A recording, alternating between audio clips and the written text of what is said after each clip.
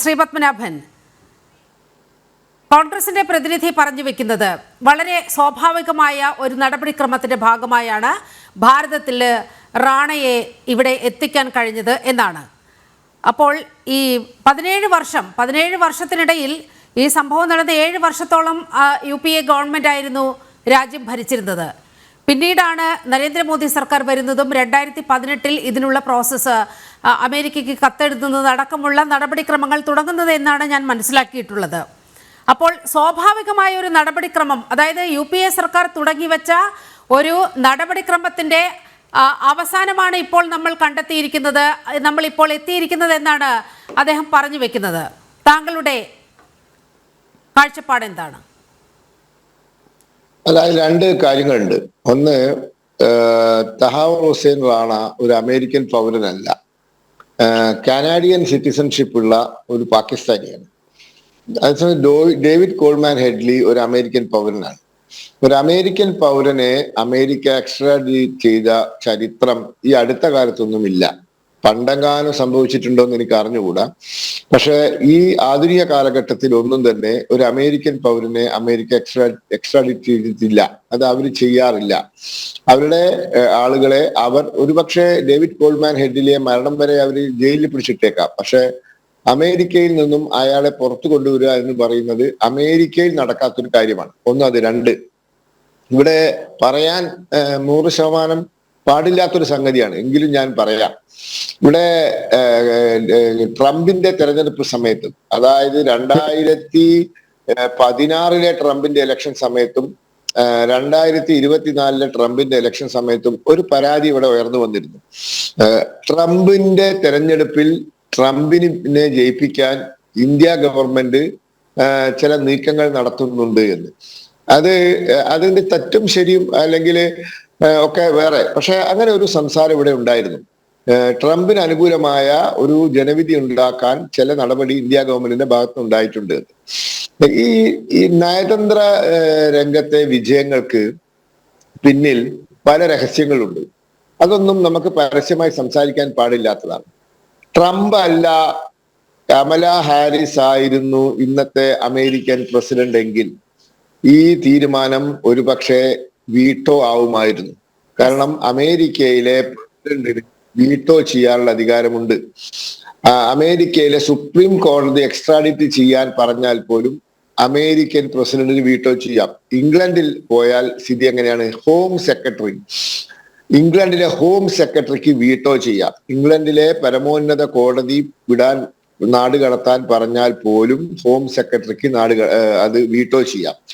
അപ്പോ ഇതൊക്കെ ഒരു വലിയ ഒരു എന്താ പറയാ ലോക നയതന്ത്ര രംഗത്തെ ചില നീക്കങ്ങളുടെ ഭാഗമാണ്. അപ്പോ അതിനെയൊക്കെ അന്ന് ഇവിടെ പലരും വിമർശിച്ചു, ഇന്ത്യ അമേരിക്കൻ തെരഞ്ഞെടുപ്പിൽ ഇടപെടുക. അപ്പോ ഇന്ന് ട്രംപ് അല്ലെങ്കിലോ കമല ഹാരിസ് ആയിരുന്നെങ്കിലോ ഒരിക്കലും ഇയാളെ തിരിച്ച് നമുക്ക് കൊണ്ടുവരാൻ സാധിക്കുമായിരുന്നില്ല. അപ്പൊ അവിടെയൊക്കെയാണ് ഇന്ന് ഇന്ത്യ മുന്നിട്ട് നിൽക്കുന്നത്. ഞാൻ വേറൊരു സംഗതി പറയാം. പാകിസ്ഥാനിൽ ഇന്ത്യയിൽ തീവ്രവാദി ആക്രമണം നടത്താൻ നേതൃത്വം കൊടുക്കുകയും അതുപോലെ തന്നെ കാനഡയിൽ ഇന്ത്യക്കെതിരെ ചില നീക്കങ്ങൾ നടത്തുകയും ചെയ്ത ആളുകൾ അജ്ഞാതര വെടിയേറ്റ് മരിച്ചിട്ടുണ്ട്. ഇതൊക്കെ ഇന്ന് വരെ കേൾക്കാത്ത സംഗതിയാണ്.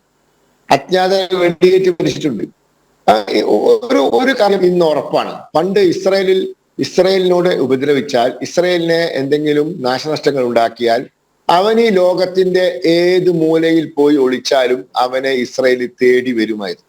ഇന്ന് ഏതാണ്ട് അങ്ങനെയാണ് ഇന്ത്യ. ഇന്ത്യയിൽ കുഴപ്പങ്ങൾ ഉണ്ടാക്കിയാൽ, ഇന്ത്യയിൽ പ്രശ്നങ്ങൾ സൃഷ്ടിച്ചാൽ, ഇന്ത്യക്കെതിരെ പ്രവർത്തിച്ചാൽ ഈ ലോകത്തിന്റെ ഏത് മൂലയിൽ പോയി ഒളിച്ചാലും അവനെ തെരഞ്ഞ് പലരും വരും. ആ ഒരു കാലഘട്ടം വന്നിരിക്കുകയാണ്. ഇതൊരു പാഠമാണ്. ഇതാണ് നമ്മൾ മനസ്സിലാക്കുന്ന ഒരു കാര്യം. ഒരു കാലത്ത് ഇവിടെ വന്ന് അക്രമം നടത്തിപ്പോയി. ഇപ്പൊ ബോംബെ ആക്രമണം, മുംബൈയിൽ വന്ന് അക്രമം നടത്തി പാകിസ്ഥാൻ പോയി. എന്ത് ചെയ്തു? ഒന്നും ചെയ്തില്ല തിരിച്ച്. പക്ഷേ ഊറിയിൽ അക്രമം ഉണ്ടായി.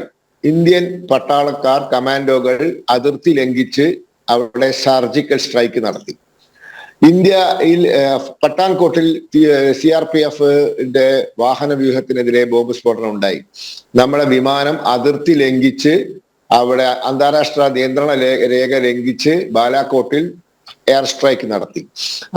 അതിന്റെ അടിയും തിരിച്ചടിക്കും ഇടയിൽ അവിടെ പാകിസ്ഥാനിൽ പെട്ടുപോയ അഭിനന്ദൻ വർദ്ധമാനെ രാത്രി 9 മണിക്ക് മുമ്പായി ഇന്ത്യയിൽ എത്തിക്കാൻ സാധിച്ചു.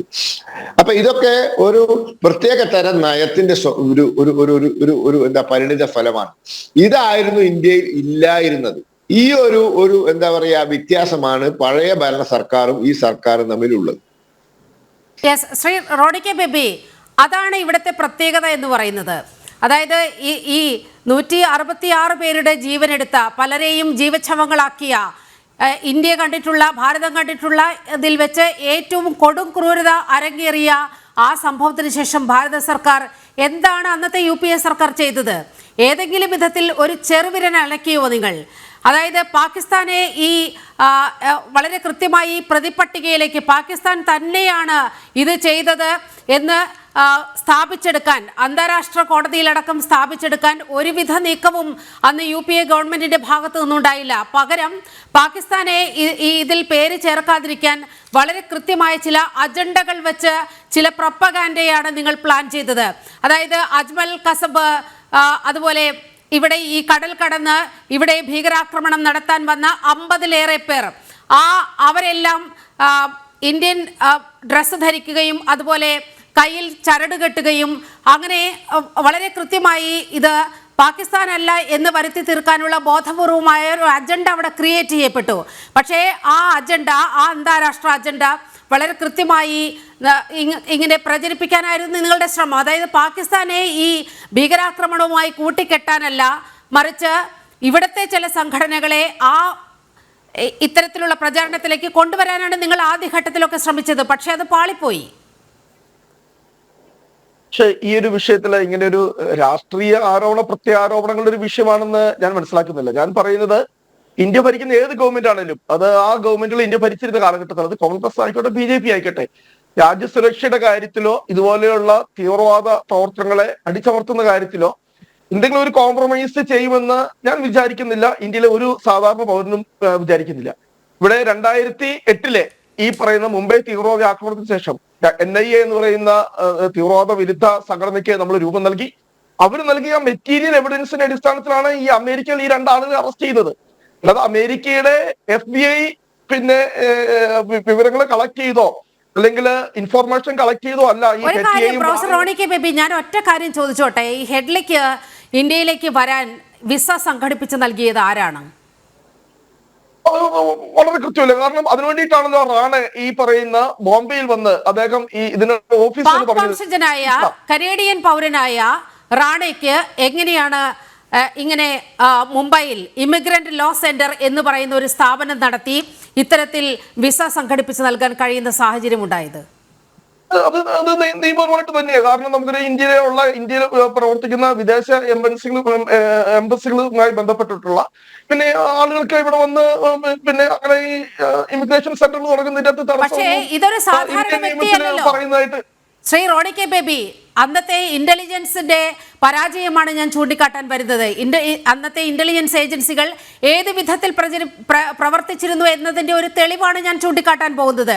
ഇമിഗ്രന്റ് ലോ സെന്റർ എന്ന് പറയുന്ന സ്ഥാപനം പാക് വംശജനായ, പാക് പട്ടാളത്തിൽ ഡോക്ടറായി സേവനം അനുഷ്ഠിച്ച, പിന്നീട് കനേഡിയൻ പൗരനായി മാറിയ ഈ തഹാവൂർ ഹുസൈൻ റാണ ആളുടെ പേരിൽ ഉള്ളതാണ് ഇത്തരത്തിൽ ഒരു ഇമിഗ്രന്റ് ലോ സെന്റർ എന്ന് ഈ രാജ്യത്തെ അന്വേഷണ ഏജൻസികൾക്ക് എന്തുകൊണ്ട് ബോധ്യപ്പെട്ടില്ല? മാത്രവുമല്ല ഈ ഭീകരാക്രമണം നടക്കുന്നതിന് ദിവസങ്ങൾക്ക് മുമ്പ് ഞാൻ നേരത്തെ പറഞ്ഞ ഈ നഗരങ്ങളിലെല്ലാം, കൊച്ചി അടക്കമുള്ള നഗരങ്ങളിൽ, അഹമ്മദാബാദ്, ഹാപ്പൂർ, ആഗ്ര, മുംബൈ അടക്കമുള്ള നഗരങ്ങളിൽ റാണ വന്ന് താമസിക്കുകയാണ്, ദിവസങ്ങളോളം താമസിക്കുകയാണ്. ഈ ഘട്ടങ്ങളിലെല്ലാം ഹെഡ്ലിയുമായി നിരന്തരം ഫോൺ സംഭാഷണം നടത്തുന്നുണ്ട്. 200-ലധികം ഫോൺ സംഭാഷണങ്ങൾ നടത്തി. ഈ രാജ്യത്തെ ഇന്റലിജൻസ് ഏജൻസികൾ ഉറങ്ങുകയായിരുന്നു ആ സമയത്ത്. ഇത്ര വലിയൊരു ദുരന്തം ഇന്ത്യക്ക് സമ്മാനിക്കാൻ വേണ്ടി. ഈ തഹാവൂർ റാണ ഇന്ത്യയിൽ വരുമ്പോൾ അദ്ദേഹം പാകിസ്ഥാന്റെ പാസ്പോർട്ടുമായിട്ടല്ല അദ്ദേഹം വരുന്നത്, അദ്ദേഹം കാനഡയുടെ പാസ്പോർട്ടുമായിട്ടാണ് അദ്ദേഹം ഇന്ത്യയിൽ വരുന്നത്. അതുപോലെ ഹെഡ്ലി വരുമ്പോൾ അദ്ദേഹം കൊണ്ടുവരുന്നത് അമേരിക്കൻ പിന്നെ പാസ്പോർട്ടുമായിട്ടാണ്. അപ്പോൾ സ്വാഭാവികമായിട്ടും നമ്മൾ കരുതുന്നത് ഇപ്പോൾ വളരെ കൃത്യമായി തന്നെ ഇന്ത്യ ഗവൺമെന്റ് ഒക്കെ കാര്യത്തിൽ വിശദീകരണം നൽകിയിട്ടുണ്ട്. കാരണം പാകിസ്ഥാന്റെ പാസ്പോർട്ടുമായി വരുന്ന ഒരാളാണെങ്കിൽ വളരെ കൃത്യമായിട്ട് തന്നെ ഇന്ത്യയുടെ ഇന്റലിജൻസ് ഏജൻസികളോ സർവൈലൻസ് ഉണ്ടാവും, അയാളെ കുറിച്ച് കൃത്യമായിട്ട് അന്വേഷിക്കും.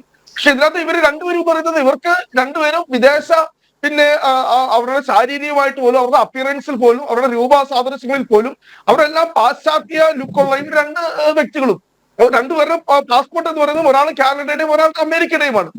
സ്വാഭാവികമായിട്ടും അതിനകത്ത് സംശയിക്കേണ്ട ഒരു കാര്യവുമില്ല. പിന്നെ നമ്മൾ അതിനുശേഷം ഈ ഇന്റലിജൻസ് പിഴവും പാലിച്ചു നോക്കിയ എല്ലാ സർക്കാരുകൾക്കും പറ്റും. നമ്മളിപ്പോൾ രാഷ്ട്രീയം അതിനകത്ത് പറയാൻ പോവുകയാണെങ്കിൽ 1999 കമ്പഹാർ ഏതൊക്കെ ഇത്രമാത്രം ഇന്ത്യക്ക് അപമാനം. ഇപ്പൊ ഞാൻ രാഷ്ട്രീയം പറഞ്ഞുകൊണ്ട് മാത്രമേ ഞാൻ പറഞ്ഞതേ ഉള്ളൂ. ഞാൻ അങ്ങയിലേക്ക് എത്താം.